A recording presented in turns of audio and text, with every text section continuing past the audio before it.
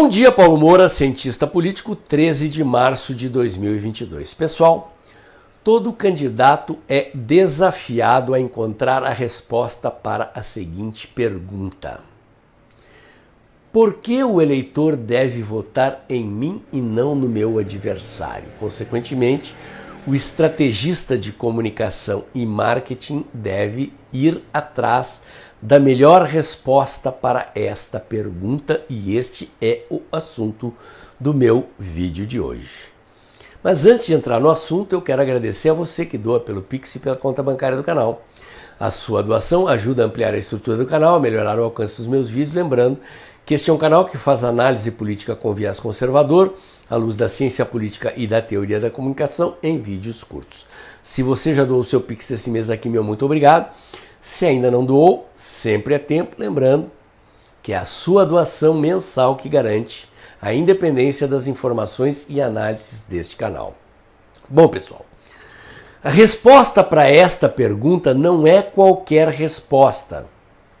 Não serve o candidato responder a esta pergunta como uma pergunta pessoal. Eu vou dar um exemplo para vocês. É uma história folclórica que envolve um vereador chamado Cururu, da cidade de Pelotas, lá no Rio Grande do Sul. É um vereador folclórico que terminou com seu mandato cassado. Mas ele fez campanha dizendo que queria o voto dos eleitores porque ele precisava de dinheiro para sustentar a sua família, as suas filhas. Olhem a figura do cara aí. Vestido com aparência de Jesus Cristo, de túnica, barba e tal. Ele era um candidato que disputava o voto daqueles eleitores que vão votar nulo, daquele povo que não gosta da política, que ia votar nulo e disse, já que eu vou votar nulo, vou votar no Cururu. E o cara se elegeu, gente, se elegeu. Bom, obviamente ele virou um cara ridículo na Câmara dos Vereadores. Em determinado momento ele resolveu fazer uma sessão de exorcismo na Câmara dos Vereadores e terminou cassado. É isso aí. Bom, obviamente ele era candidato a vereador, se elegeu, foi cassado. Essa resposta obviamente não serve. O cara que quer comandar os destinos do país tem que dar a melhor resposta para a maioria dos eleitores.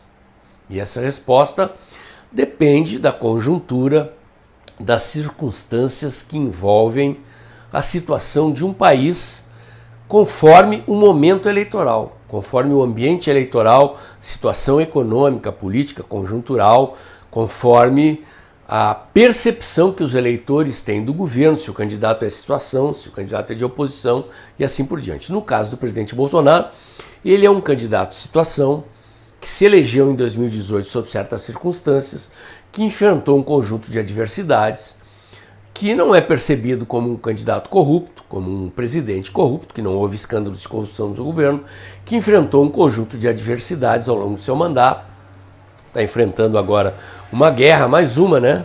Foram tantas adversidades ao longo do seu mandato, mas que foi bem sucedido em enfrentar todas essas adversidades e que precisa pedir o voto dos eleitores para mais um mandato.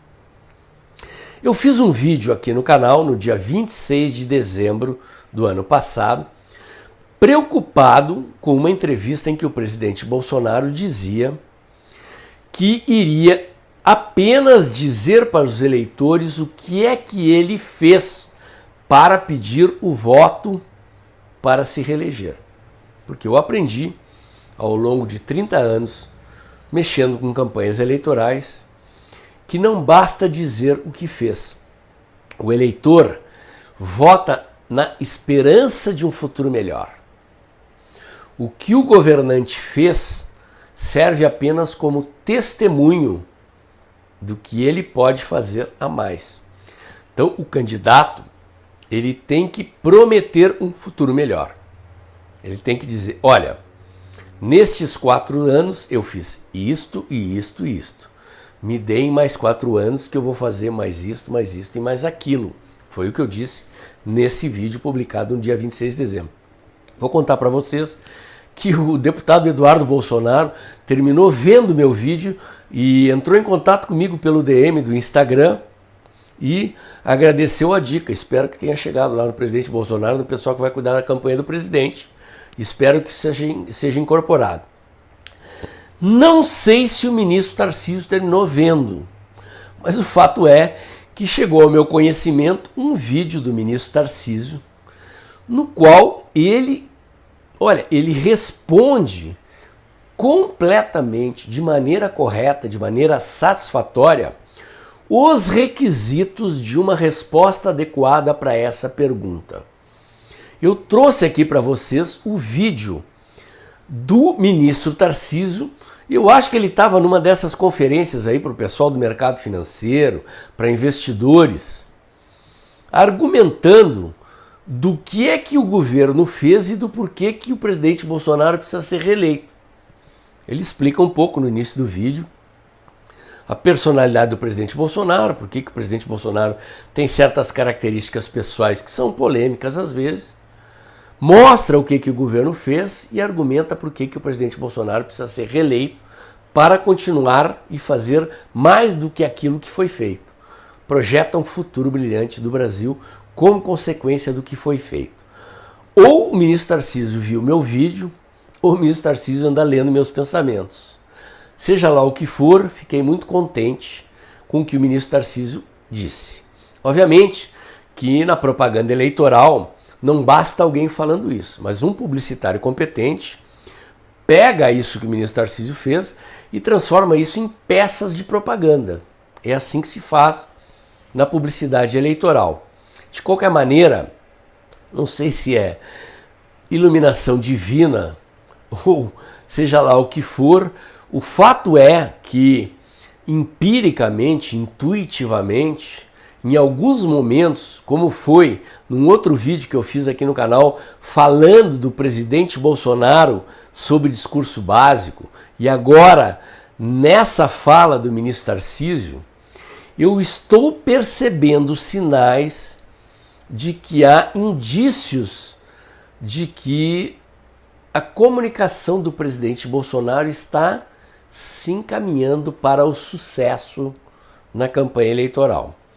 Espero que assim seja. Aliás, a comunicação do governo não está muito boa, mas o pessoal que está cuidando da comunicação do Ministério da Infraestrutura, da comunicação pessoal do ministro Tarcísio, do meu ponto de vista, é quem está mais próximo daquilo que eu acho que deveria ser a comunicação de todo o governo. Atenção SECOM, atenção ministro Fábio Faria. Eu chamaria esse pessoal aí que está cuidando da comunicação do ministro Tarcísio para uma conversinha para ver o que ainda dá para fazer pela comunicação do governo como um todo. O pessoal está acertando a mão. Vejam aí o que disse o ministro Tarcísio, logo depois eu volto. Uma pessoa que cresceu no embate, né? Virou presidente da República pelo embate. E isso fez com que ele fosse um ator político importante. É difícil uma pessoa que cresceu no conflito, às vezes, virar a página. Agora, para os mais atentos, as pessoas mais atentas vão perceber o seguinte, um amadurecimento do governo nesse tempo. Com o embate e tudo, a gente enfrentou pelo menos quase 4 grandes crises. A gente enfrentou uma recessão severa na Argentina, que subtraiu exportações industriais. A gente enfrentou o desastre de Brumadinho, que além da tragédia humana, nos subtraiu exportações. A gente enfrentou a crise do Covid, que causou a maior recessão global desde a Segunda Guerra Mundial, que elevou o nível de endividamento de estados a patamares só vistos no pós-guerra. A gente enfrentou a crise hídrica. Mesmo com os embates, mesmo com as confusões, a gente aprovou a reforma da Previdência, a lei da liberdade econômica, a lei de falências, a autonomia do Banco Central, o marco do saneamento, reformas que são estruturais, reformas que plantam futuro. Mesmo com o embate, a gente deu o auxílio emergencial, despejou liquidez no mercado, contribuiu com estados e municípios, recompletou recursos do FPE e FPM, permitiu que estados e municípios pagassem salário no momento de crise. Caso contrário, nós íamos ter vários entes que não pagariam salário. Várias coisas foram feitas, mesmo com os embates. E agora, o que eu vejo é que se caminhou para uma curva de maturidade. Porque no início, eu acho que sentar naquela cadeira deve ser muito difícil mesmo. E no final das contas foi se aprendendo. A gente chegou no nível de maturidade e existe uma coisa, e eu falo com a autoridade quem está no terceiro governo seguido. Existe bons quadros, existem bons propósitos, e existe o interesse de caminhar numa linha correta. Se a gente soma isso a um ambiente mais amigável, ou seja, um ambiente sem tantas crises, sem pandemia, onde a gente começa a colher aquilo que foi plantado nesses anos, porque daqui a pouco os caras vão lá ver, por exemplo, a nova descida da Serra das Araras, a duplicação do rio para Angra dos Reis, né? Nós vamos ver a irrigação no Nordeste, nós vamos ver a FIOL funcionando, a FICO entrando em operação, nós vamos ver uma série de ramais ferroviários, coisas que estão sendo plantadas e que vão ter repercussão econômica daqui a alguns anos. A gente vai ver o custo do Brasil decrescendo, e a gente vai pensar, puxa, que legal, e vai esquecer que foi plantado agora. E tudo isso pode ser desfeito porque tem uma turma que prega intervenção nos preços da Petrobras, que pega desfazimento da reforma trabalhista. Ou seja, nós temos um discurso que está vindo aí que é muito ruim. E tem gente que fala assim, estou precificando fulano. É mesmo, é sério. Esse fulano que quando pegou todo o vento favorável, não fez nada que fosse significativo, não fez nada que realmente representasse mudança estrutural, a onda passou e nós ficamos como um surfista desatento que está lá em cima da prancha, a onda vai embora e a gente fica para trás. Fazer mágica com uma relação dívida-PIB de 35% é possível. Fazer mágica com uma relação dívida-PIB de 80% não é. É mesmo bom precificar aquele sujeito que fala que vai desfazer privatização da Eletrobras ou que não vai assinar determinado contrato ou que vai revogar o teto dos gastos? É essa tensão que a gente tem que ter. Porque, de fato, olha o que aconteceu. Nós recebemos o Porto de Santos, que é o maior porto da América Latina, e ele dava meio bi de prejuízo por ano. Hoje nós temos um porto que em 2022 vai dar meio bi de lucro. Está com 1,2 bi de caixa. Nós estruturamos a venda e apresentamos a venda do Porto de Santos semana passada na Baixada Santista. A gente está falando de 19 bi de investimentos. A gente está falando de um porto que vai ter aprofundamento de canal, que hoje movimenta 150 milhões de toneladas e vai movimentar 290 milhões de toneladas no final do período de concessão. De quebra a gente faz o viaduto da Lamoa, o túnel Santos-São Vicente e a travessia seca Santos-Guarujá, dentro do modelo de venda do Porto de Santos, que é um modelo parecido com o do setor elétrico, das distribuidoras Eletrobras, onde eu faço a concessão do ativo, que é a gestão do condomínio portuário, e vendo o passivo, que é a empresa. A empresa não interessa, a gente manda embora. Então não dá para deitar na rede, puxa, conseguimos botar uma equipe técnica e essa equipe técnica virou a chave. Opa, tá legal, amanhã isso tudo é desfeito, por isso que é importante vender. É por isso que no dia 30 de março a gente faz a venda da primeira empresa portuária do Brasil, que é a Companhia Docas do Espírito Santo, a Codesa. E detalhe, estamos conduzindo a privatização portuária e você não ouve um barulho. A gente fez audiência pública da privatização do Porto de Santos na semana passada. O maior porto da América Latina, que vai se tornar o maior porto do Hemisfério Sul. E qual foi o nível de ruído que vocês viram? Nenhum. Alguns sinais. Primeiro, o brasileiro já aceita a privatização. A sociedade já entendeu que a privatização é necessária. É necessário diminuir o tamanho do Estado. A resistência à privatização é cada vez menor. Com algumas garantias e um bom modelo, conquista todo mundo. E a gente está caminhando nesse bom modelo. Então a gente não pode ter retrocesso. Continuidade é uma coisa fundamental. Então, pessoal, perceberam? Isso é o que se chama em comunicação e marketing político de argumento central de campanha. O ministro perpassa a defesa do presidente, da imagem do presidente, porque o presidente é como é, defende as realizações do governo e defende o argumento do porquê o governo, porquê o presidente precisa de mais 4 anos de mandato e projeta o futuro do Brasil como consequência das realizações do mandato atual. Repito, o que foi feito é patrimônio incorporado. O eleitor não vota, o que foi feito já está no bolso. O eleitor já tem, ninguém vai destruir o que foi feito. O eleitor já tem o que foi feito. O eleitor vai votar em quem disser para ele que vai fazer mais. Certo, presidente? Certo, ministro Tarcísio? Certo, seja lá quem for que vai cuidar da comunicação do presidente.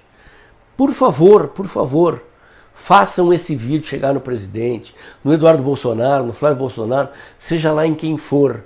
Por favor, acertem a comunicação, ok? E aí, gostou? Então curte, comenta e compartilhe. Compartilhe até chegar no presidente. É isso aí, pessoal. Siga meu canal no Telegram, o Dextra by Paulo Moura. Siga também o meu canal na cos.tv, o Dextra Jornalismo. Acompanhe meus comentários diários no canal Tempo e Dinheiro do jornalista João Batista Olive, de segunda a sexta-feira, um pouco antes das 2 da tarde. E lembre-se, o vídeo está acabando logo depois da vinheta. Pingue o seu Pix mensal aí. É o seu Pix que garante a independência das informações e análises desse canal. Amanhã tem mais.